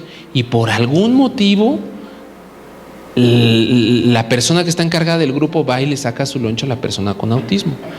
Le pregunto, oye, pero ¿por qué lo haces? ¿No? Ni siquiera te ha pedido ayuda, ni siquiera lo he intentado, ni siquiera hemos visto si funciona por sí solo. Ay, no, pues es que pues así le hago siempre. Y entonces al otro día le dije, intentemos, no hagas nada, todos saquen su lunch. Pues este niño solito fue por su lonchera, solito se sentó, solito abrió su lonchera y solito pudo sacar su lunch, ¿de acuerdo? Entonces también hay que favorecer la autonomía. Obviamente para cada caso va a ser distinto, ¿verdad? No vamos a de pronto dejar que no sucedan las cosas, que se acabó la hora de lunch y el niño nunca sacó su lunch, ¿no? Pero hay que buscar favorecer la autonomía, porque sí sucede a veces lo contrario. Así como nos llegan a discriminar a nuestros niños con autismo, también sucede lo contrario, que se les da mucho más apoyo del que tal vez necesitan. Se tiene que hacer un análisis de los ajustes que necesitan, porque si no hay necesidad, no hay que hacer algún ajuste, ¿de acuerdo? Promover la empatía en el grupo. Eso también es súper importante. Para los otros niños es una oportunidad de aprender sobre la empatía, sobre el respeto, sobre la inclusión, ¿de acuerdo? Entonces, que nosotros sepamos de autismo también le va a ayudar al resto del grupo, porque vamos a saber cómo hablar de este tema, cómo abordarlo. No decir en voz bajita, es que tiene autismo, no, es que es un angelito, es especial, ¿no? No, a ver, tenemos que hablar del tema con naturalidad porque es algo que sucede, ¿me explico? No decimos, ay, se llama Miguel. No, pues me llamo Miguel, pues así me llamo. Entonces, hay una condición que tiene un nombre que no tiene nada de malo. La forma en que nosotros le demos el entendimiento al tema, los niños lo adoptan, ¿de acuerdo? Cuando son pequeños y cuando de los que tienen hijos, ¿qué pasaba cuando algo sucedía amenazante con sus hijos? Inmediatamente nos volteaban a ver para saber qué reacción tener, ¿no? Si ahorita sonara una sirena, yo los voltearía a ver para ver qué reacción tienen ustedes, porque ustedes tienen la experiencia en este espacio. Entonces, cuando nosotros hablamos de un tema, una condición enfrente del grupo, por supuesto que los otros niños están aprendiendo, aunque no les estemos explicando nada, ellos ya están aprendiendo sobre esto. De hecho, yo veía en un video de una conferencia que el término correcto es decir, es autista, y no se debe decir tiene autismo. Más bien es una persona autista, esto es lo correcto. Claro, sí, en terminologías lingüísticas ambas son correctas, ¿de acuerdo? Pero últimamente cada vez se toma mucho más en cuenta la voz de las personas autistas, y muchas de ellas han reconocido que prefieren que me digan autista a decir tengo, ¿me explico? Porque es algo mío, no decimos, ¿perdón? Exactamente, ¿de acuerdo? Pero en cuestión de terminología, decir tiene autismo o es autista es correcto, ¿de acuerdo? En términos de lingüística. Pero en términos de validar la condición y hacerla visible sin necesidad de discriminar, por supuesto que decir es una persona autista. Por supuesto, siempre vamos a ver primero por la persona, ¿no? Más allá de su condición, ¿no? O sea, no decimos, a ver, el chinito de la esquina, pásale, ¿no? No, decimos, Juan Manuel, pásale al frente, ¿no? Entonces, lo mismo con este tema. Pero cuando tengamos que hablar del tema, hablarlo con toda naturalidad, porque es algo mucho más común y a ellos les va a hacer sentido de manera muy natural. También por ahí en redes hay un meme que le dice, oye, hijo, ¿en tu escuela hay autistas? Y el niño responde, no, mamá, solo hay niños y niñas, ¿no? Haciendo referencia a que para ellos es muy natural, y la forma en que nosotros respondamos ante esta condición les va a ayudar a entenderlos de manera muy natural. Y bueno, estrategias generales, ¿de acuerdo? Eso es importante, que son estrategias generales, porque el punto de hasta abajo es súper importante. Cada caso se analiza de manera individual y no a todos les funciona lo mismo. Pero está esta cuestión de los ajustes razonables y adecuaciones curriculares, que son dos cosas distintas. Los ajustes razonables son sobre la dinámica, ¿de acuerdo? Si necesito sentar a Pedrito hasta adelante, si necesitamos bajar las cortinas porque la luz del sol nos molesta, si necesitamos anticipar cosas, poner apoyos visuales, ¿de acuerdo? Estos son los ajustes razonables a la dinámica. Y las adecuaciones curriculares son nuestros objetivos, específicamente en el término académico y de aprendizaje, ¿de acuerdo? En ocasiones únicamente se tienen que hacer ajustes razonables y en ocasiones solamente se tienen que hacer adecuaciones curriculares. No siempre se tienen que hacer las dos. Hay que analizar cada caso y qué es lo que nos conviene más para favorecer la inclusión. Hay que tener objetivos también claros, porque la realidad es que hay casos donde los niños ya están en sumas y restas, y pues nuestro caso de autismo pues está en control de esfínteres, ¿no? En que pueda estar en el espacio. También hay que saber cuáles son nuestros objetivos, porque como profesionales también podemos frustrarnos de decir, pues no he logrado ni del 1 al 5 y los demás niños ya están en sumas y restas. Entonces, como un profesional también puede ser frustrante y agotador. Entonces hay que entender claro cuáles son nuestros objetivos, y eso nos va a ayudar a poderlos cumplir. Porque si yo pongo un objetivo muy alto, jamás lo voy a alcanzar. Pero si pongo objetivos claros, alcanzables y medibles, entonces sí voy a poder decir, este ya está. Y aunque voy pasito a pasito, pero voy avanzando, ¿de acuerdo? Entonces eso es muy importante. Las instrucciones simples y concretas también les ayudan a la mayoría de las personas con autismo. No darle tanto, el libro rojo en el mueble azul, ponlo por favor, ¿no?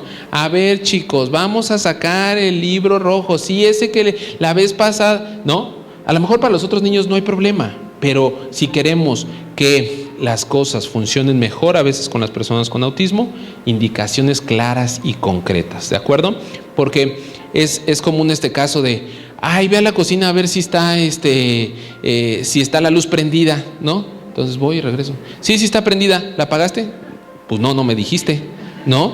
Porque el pensamiento es concreto, ¿de acuerdo? Entonces, si yo quería que apagara la luz, ve a la cocina, ve si la luz está prendida y si está prendida, la apagas. Entonces es una indicación clara y concreta, ¿de acuerdo? Y eso puede favorecer nuestro desarrollo, no dar por hecho que entendemos todo lo que no decimos de manera literal. Favorecer la regulación emocional y sensorial nos va a ayudar a conocer el perfil sensorial de nuestro niño, ¿de acuerdo? O de la persona con autismo. Saber qué lo estresa y qué lo relaja. No solo qué lo estresa, sino también qué lo relaja. Caminar, aletear, correr un poco, el agua, ¿no? Entonces esto nos va a ayudar a que si ya estamos viendo que está habiendo una desregulación emocional, entonces pues que salga 5 minutos, se lave las manitas y regrese. Y eso puede hacer una diferencia, ¿de acuerdo? Es como por ejemplo aquí, los que a lo mejor nos cuesta mucho trabajo estar sentados, pues a lo mejor nos paramos tantito y como que vamos al baño y regresamos y nos sentimos diferentes, ¿de acuerdo? Cada uno sabe qué nos estresa y qué nos regula. Hay que conocer el perfil sensorial de las personas con autismo para anticiparnos, ¿de acuerdo? A que esto no sea un inconveniente en el espacio académico. Entender las bases de la conducta también nos va a funcionar mucho.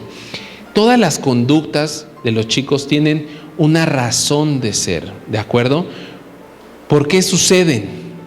Desde esa perspectiva hay que analizarlo, porque de repente, por ejemplo, les voy a poner un ejemplo que me sucedió con muchos papás en pandemia, ¿no? Decían, es que justo cuando estoy en la junta es cuando peor se porta, es cuando va y saca cosas y raya las paredes y entonces, a ver, ¿y qué haces tú? Pues lo regaño y está desapareciendo la conducta, pues no, sigue exactamente igual o a veces hasta más. Ok, hay que analizar qué está pasando, qué pasa antes de tu junta. Pues como que sí convivo un poquito con él, estoy jugando, le doy la atención y en la junta pues ya me tengo que concentrar. Y entonces, ¿qué hace él? Pues primero me trae un dibujo y me dice, mira papá. ¿Y qué haces tú? Espérate, hazte para allá, ¿no? Y segundo intento, mira papá. Y entonces pues no le doy la atención. ¿Y qué pasa cuando raya la pared? Pues pauso mi junta, me levanto, lo regaño y le explico, le digo, le prendo la tele y regreso. Entonces, haciendo el análisis de la conducta decimos, ¿por qué está originada? Pues quiere atención, la obtiene de manera disruptiva.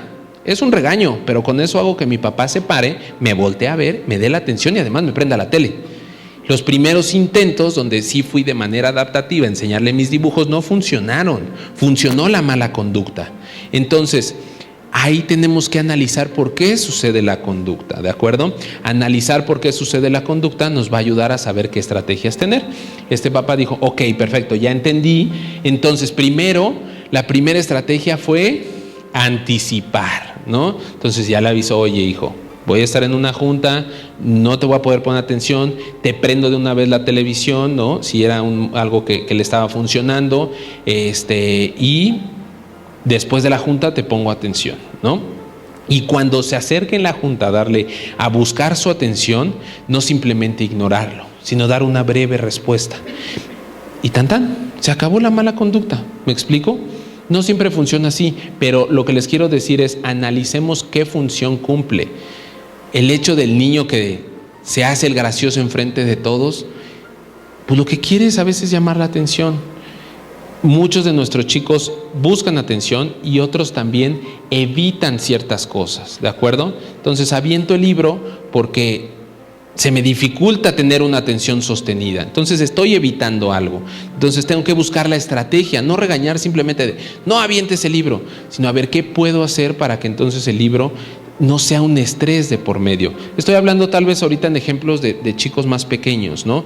Pero siempre analizar por qué suceden las conductas. Siempre hay un reforzador, ¿de acuerdo? Que puede ser atencional, puede ser obtener algo a cambio, puede ser evitar algo o puede ser sensitivo, ¿de acuerdo? Esas son las bases muy simplificadas de la conducta. ¿Hay alguna estadística estadística que diga que hay más chicos que chicas con autismo o no? Sí, este tema es súper importante. En las últimas bibliografías nos hablaba de una prevalencia de 4-1, ¿de acuerdo? O sea, por 4 varones había una mujer. Sin embargo, cada vez se va entendiendo que esta cifra no es tan específica. ¿Por qué? Porque muchas de las baterías que decía la compañera están realizadas en sintomatología o características que presentan más los niños hombres, ¿de acuerdo?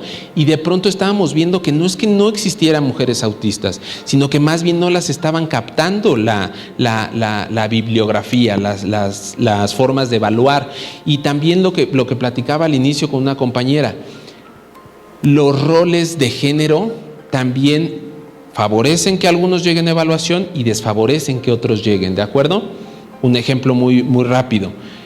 Pues si la niña está pegada a mí en la fiesta y no va y no se ensucia y no hace amigos y todo eso, culturalmente es más aceptado que si un niño no quiere interactuar con otros niños. Entonces del niño de pronto decíamos, no, algo está pasando, llevémoslo a evaluación, y de pronto las niñas, como no daban problema, no llegaban a evaluación, ¿de acuerdo? Entonces es un esquema de que muchas mujeres pasaron desapercibidas de diagnóstico, no porque no lo tuvieran, sino por cuestiones culturales y por cuestiones clínicas, que la batería y la bibliografía está hecha en hombres, ¿de acuerdo? Entonces hoy en día se le está dando una súper importancia a identificar que sí hay un fenotipo distinto de las características autistas en mujeres, ¿de acuerdo? Ahí en la clínica, la mayor parte del diagnóstico en adulto que hacemos es en mujeres. Entre 30 y 45 años es la incidencia más común de diagnóstico en adulto que tenemos en la clínica, ¿de acuerdo? Por esto que les decía, ¿no? Que no llegan a la evaluación, y hasta que por sí mismas empiezan a leer, empiezan a conocer de este tema, dicen, híjole, pues cumplo con todas estas características, ¿no? Y entonces por su propio pie llegan a evaluación. Oye, Miguel, pues tengo todas estas características, y hacemos la valoración, y en muchos casos sí confirmamos el diagnóstico, ¿de acuerdo? Acuérdense que el autismo no solamente está en los niños. Ahorita estamos hablando un poco más de eso porque estamos en un ámbito escolarizado, pero el autismo está a lo largo de la vida. O sea, hay niños, adolescentes, adultos y adultos de la tercera edad con o autistas, ¿me explico? Entonces, eso hay que entenderlo. Y las últimas cifras se empiezan a equilibrar un poco más, pero la mayoría antes hablaban de 4-1. Hoy en día ya está siendo más o menos un 3-2, pero aún sigue habiendo un poco más de incidencia en varones, pero no como se creía anteriormente. Entonces, bueno, y cada caso se analiza desde una perspectiva individual. Siempre lo recomendable, lo que nosotros recomendamos es, si hay la oportunidad de que como institución escolar podamos tener relación con los terapeutas en caso de que existan, eso ayuda mucho, ¿de acuerdo? Porque nos ayuda a generar una estrategia de inclusión basada en cada uno de nuestros casos, ¿de acuerdo? Y bueno, ya como cierre, la importancia de que como personas, ¿de acuerdo? Es muy importante que yo se los quiero transmitir así. Claro que de manera secundaria, pues ustedes son profesionales, pero primero como personas conozcamos y entendamos de autismo. La primera es eliminar prejuicios, ¿de acuerdo? O sea, los prejuicios nos hacen un daño increíble, no solo en temas de discapacidad y condición, en general, ¿de acuerdo? Esto nos va a ayudar mucho a tener una mente mucho más abierta. Fomentar la inclusión desde el cómo hablamos de las cosas, ¿de acuerdo? Desde cómo respondemos ante ciertas cuestiones, ya estamos favoreciendo la inclusión. Empoderarnos como profesionales, poder decir, estoy seguro que esto nos va a funcionar, estoy seguro que buscando estrategias lo vamos a lograr, estoy seguro que esta es una decisión basada en un análisis de la situación, y entonces sentirnos seguros y no sentirnos con cierto agobio de, uy, ¿y ahora qué voy a hacer? ¿No? Me dijeron que el próximo ciclo voy a tener a Juanito, que me dijeron que tiene autismo. No conozco a Juanito, pero ya entonces eso me da miedo. Entonces el hecho de tener información al respecto nos va a hacer sentirnos más seguros en nuestras prácticas, y en general promover el bienestar emocional en las personas, ¿de acuerdo? O sea, ustedes van a estar en contacto con muchos niños, con muchas niñas alrededor de toda su profesión. Y créanme que podemos hacer una diferencia. Nuestros pacientes adolescentes y adultos nos dicen, todavía me acuerdo de mi Sofía, ¿no?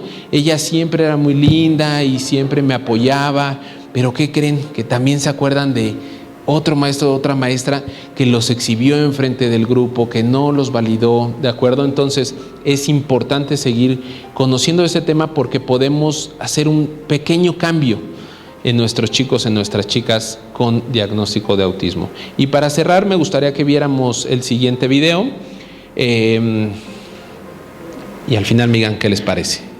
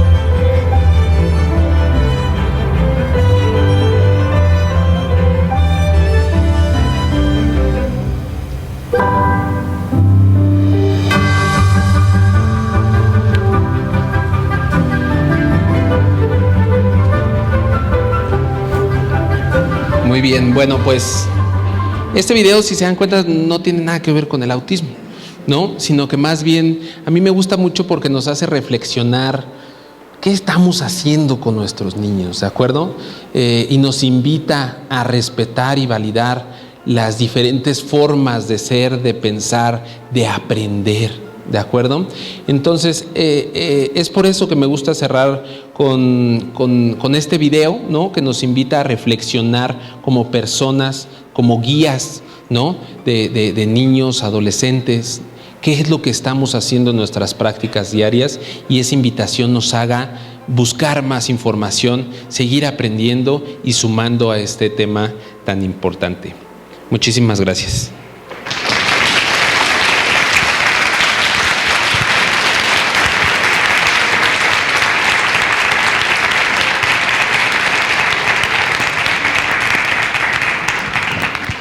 Bueno, antes de irnos, me gustaría saber si hay alguna pregunta, algún comentario, algo que quieran resolver en grupo. Me gustaría, siempre la pregunta de uno puede ser también la pregunta del otro. Entonces, a ver, de este lado, por favor.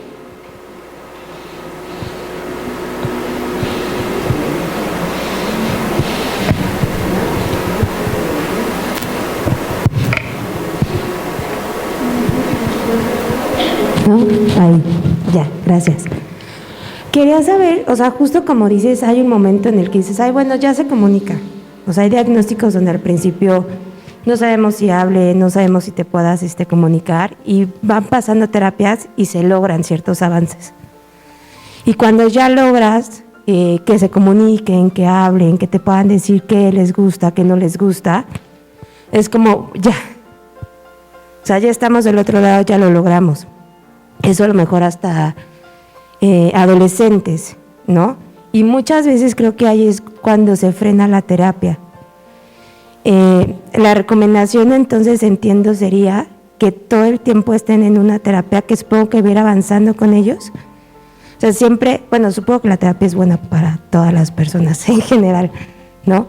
Pero especialmente en chicos y chicas con autismo o autistas, se recomienda que nunca dejen la terapia, por así decirlo, o que siempre haya algún apoyo adicional. Claro. Gracias. Me parece muy interesante esta pregunta, porque es la pregunta de muchas familias, ¿no? Cuando llegan a terapia. Oye, Miguel, ¿cuántas sesiones vamos a venir? ¿Hasta cuándo vamos a venir? ¿Cuándo es momento de abandonar la terapia? ¿De acuerdo? Es una pregunta bastante común, y es muy importante resolverla. Hay que acordarnos que el acompañamiento terapéutico que se brinda va haciendo conforme a las necesidades, ¿de acuerdo? Mucho de lo que las terapias hoy en día buscan es centrarnos en la familia, ¿de acuerdo?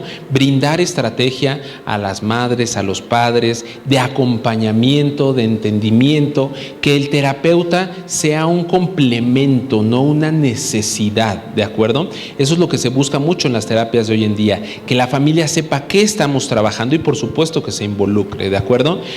La respuesta de en qué momento es momento correcto para terminar la terapia o pausarla o suspenderla es cuando nosotros nos sintamos seguros como familia y la persona autista no esté teniendo algún reto significativo con el cual no pueda resolver en su día a día, ¿de acuerdo? Hay que prestar mucha atención a diferentes señales. El habla es uno de los objetivos principales de la familia, y a veces al conseguirlo pues se abandonan otras áreas.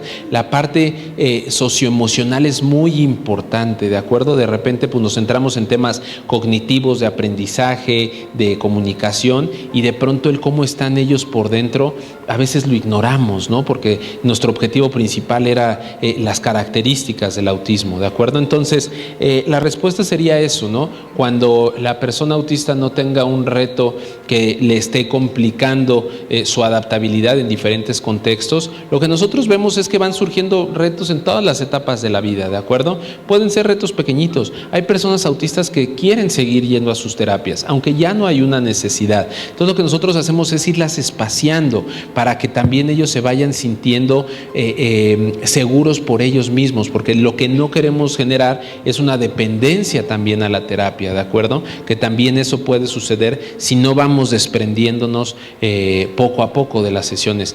Cada persona es distinta y cada una va a tener su propio proceso.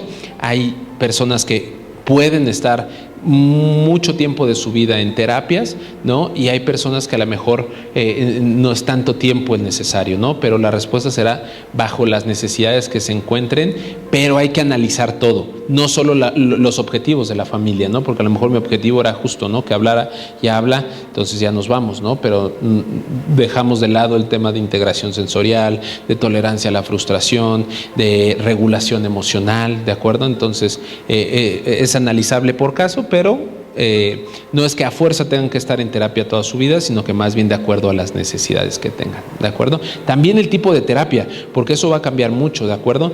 No solamente hay una terapia para autismo, o sea, se puede involucrar desde terapia física, terapia psicológica, terapia de desarrollo, terapia de juego, terapia de integración sensorial, de acuerdo a las necesidades que se tengan.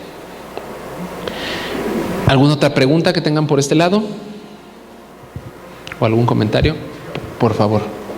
Toda esta cuestión de estimulación temprana con dispositivos electrónicos, yo uso las tablets para los chicos,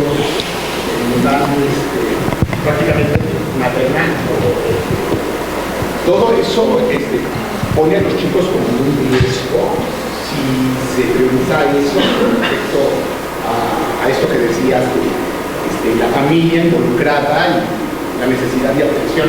El video, evidentemente, pues no se aplica para los chicos con autismo, sino es para todo el universo de los chicos, chicas, chicos.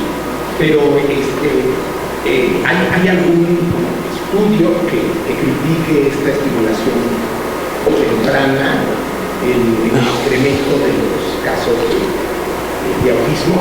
Sí, bueno, más que esté ligada con el incremento en los casos de autismo, está mucho ligada a los problemas de la comunicación y del lenguaje. O sea, es en donde hay más estudio sobre el uso de pantallas o tecnología a edades tempranas, ¿de acuerdo?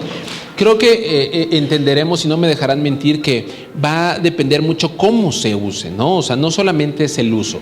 O sea, en términos generales, los estudios nos hablan de que un niño menor, antes era menor de 4 años, hoy la propuesta es menor de 6 años, no tenga un uso prolongado de pantallas, ¿de acuerdo? Si se dan cuenta, pues es un montón, ¿no? O sea, 6 años, estamos hablando de que tendría que entrar a la primaria sin el uso de pantallas. Sin embargo, también hay una parte positiva de la estimulación cognitiva y la estimulación educativa a través de las canciones infantiles, ¿no? Muchos niños aprenden números, letras, colores a través de la música infantil, pero aquí creo que tiene que ver mucho y tenemos que ser muy conscientes en cómo se usa, ¿de acuerdo? Una cosa es muy distinta que a lo mejor yo con mis alumnos, ¿no? Por ejemplo, ahorita lo que hicimos, ¿no? Yo les estoy poniendo un video para representar, ¿no? Y explicarles y hacer conciencia de ciertos temas, ¿no? Lo que sucede muchas veces hoy en día con la infancia es que terminan siendo las niñeras o los cuidadores de los niños, la tecnología, ¿no? Porque la realidad es que a veces es hasta mágico, ¿no? O sea, el niño anda corriendo, saltando, toma el celular y se apagan. ¡Wow! ¿No? Y eso a veces no lo logramos con nada. Y la realidad es que también nuestras dinámicas como adultos pues nos llevan a eso, ¿no? Donde necesitamos 5 minutos, ¿no? A veces decimos, estoy hablando como mamás y como papás, ¿no? Que decimos, bueno, ándale, toma, ¿no? Pero una cosa es el uso de la tecnología para enseñar como una herramienta, y otra cosa es que sea un consumo libre donde los padres incluso a veces no saben ni siquiera qué están consumiendo los chicos. Entonces, en este caso, si es una herramienta para contribuir con la parte pedagógica en el aula, me parece que no hay ningún problema, ¿de acuerdo? Siempre y cuando lo usemos para ello. Es muy distinto también que, por ejemplo, ustedes estén viendo acá la pantalla, ¿no? A que cada uno tenga en su celular y estemos así, ¿de acuerdo? Incluso se está analizando de las consecuencias en los adultos, ¿de acuerdo? O sea, porque no solamente es en la vida infantil, el aumento de ansiedad, ¿no? Y de que de repente ya no podemos, dejamos tantito el celular y ya estamos ansiosos, esa es la realidad. Pero en la parte infantil hay que tratar de usarlo de una manera respetuosa y adecuada y no caer en este sobreuso, ¿de acuerdo? Pero no, tampoco hay algo así que, pasaron por un lugar que había una pantalla y le tapemos los ojos porque eso ya va a dañar su desarrollo, ¿de acuerdo? Sí lo podemos utilizar, la recomendación es que no sea como en este uso indiscriminado y libre, ¿no? del niño enfrente de la pantalla. Pero sí hay estudios principalmente relacionados con los problemas del lenguaje, ¿de acuerdo? Sobre todo también ahora que tuvimos la pandemia, ¿no? Que muchos niñas y niños estuvieron en casa y justo por la necesidad, pues se metieron de lleno a las pantallas. Estamos viendo que en temas de preescolarización hubo muchas dificultades en lenguaje, ¿no? O sea, cuando regresamos a clases, muchos niños con muchas dificultades en el lenguaje y se está estudiando esta relación que tiene con el sobreuso de las pantallas. Pero sí, hay que generar conciencia, ¿no? O sea, una cosa es el uso y otra cosa es el ya depender de un dispositivo. No sé si con eso respondí la pregunta. Nada más señalar aquí que ahora que se habla de guías, ¿no? Las inteligencias artificiales, y lo único que no tienen es conciencia, nosotros queremos entrar. Claro. Entonces, quiero que no vayamos a este tipo, ¿no?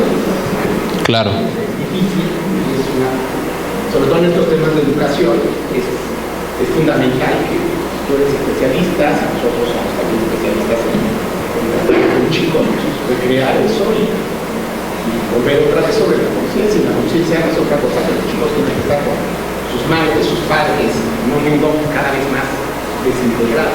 Claro. Los que ponen cada vez más dispositivos y hay menos conciencia de cómo usarlo, los tiempos, no otras, todo eso que tiene que ver, y entonces es como, realmente es como más difícil de lo que teóricamente suena. Claro, sí, vamos aprendiendo todos juntos sobre el camino, ¿no? O sea, esto de las inteligencias artificiales, pues cuando estábamos niños no lo veíamos tal vez en películas, ¿no? Pero vamos aprendiendo sobre el camino.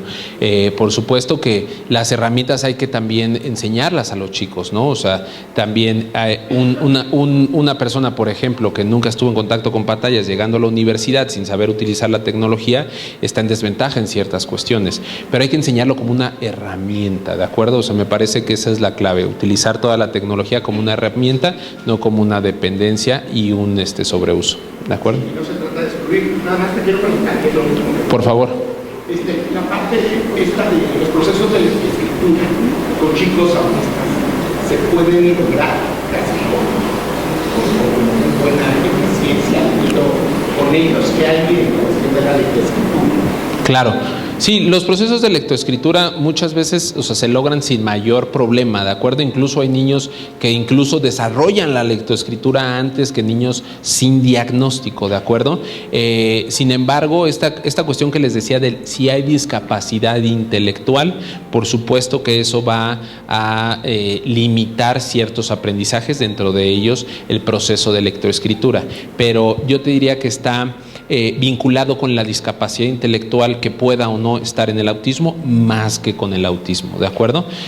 Porque son diagnósticos distintos. Entonces, si una persona con autismo no tiene discapacidad intelectual, es muy probable que el proceso de lectoescritura surja, ¿de acuerdo? Si hay una discapacidad intelectual, hay grados también de discapacidad intelectual, pero eso puede ser que limite la aparición de los procesos de lectoescritura. Tenemos que terminar, pero voy a comprometer a Miguel. Si hay dudas, me las pueden mandar a mí. Yo se las mando a Miguel y les regresamos la respuesta. Muchas gracias, Miguel, por habernos acompañado.